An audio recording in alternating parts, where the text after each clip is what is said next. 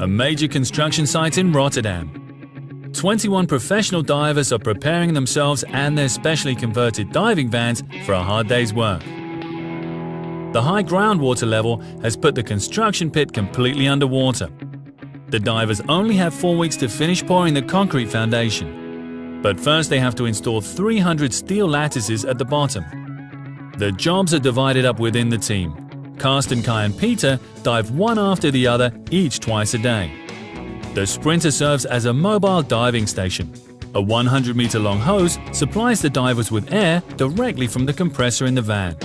It's important that we check that everything works properly, that there's always enough air, and that just one person does this. This way you can't forget anything. Basically, the diver's life depends on the preparation done by the supervisor. So he has to be able to rely on that 100%. Kai will spend the next 90 minutes 15 meters below the surface, screwing metal plates between the steel lattices. Underwater he has almost zero visibility, making it especially difficult to orient himself. When I dive now, I know that west is behind me and I try not to turn underwater. I look for the next pillar and keep going in the same direction. Basically, I can't get lost. But if that does happen, my workmates can see my air bubbles and tell me where to go. The microphone in his helmet keeps him in touch with his teammates at all times.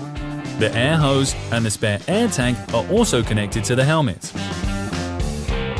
Throughout the entire dive, the signalman Peter monitors the hose, ensuring that the diver always has sufficient freedom to move, but not too much. If there's too much hose and there's a strong current, for example, the diver could be carried away. You must be able to react quickly if there's something with the air supply. Kai needs to finish 4 sheets of metal during his shift, truly exhausting work. The supervisor guides him using the instruments in the van.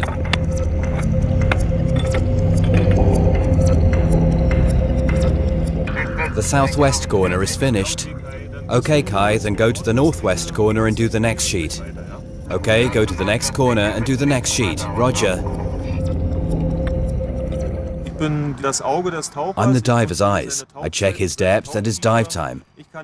I can tell him how long he can dive and what work he has to do. Up to 30 divers work around the clock on the construction site, which is the size of 2 football fields. The market hall will be the city's new landmark and should be finished in 3 years. The foundation is an important milestone. That's why the project manager Marcel and the diving coordinator are constantly trying to optimize the underwater work process. It is a time crunch, but the divers are working round the clock, and if we continue like this, then we'll be ready in 3 to 4 weeks. It's looking good. After 1.5 hours work in complete darkness, Kai finishes his first shift underwater. Let's put it like this. It was not a lot of physical effort, but you need a lot of coordination. You have to tighten bolts while floating.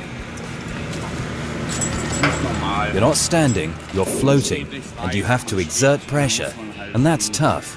But it went well. I'm happy. A hard but above all a responsible job, because the construction will only be stable if the divers anchor the foundation correctly.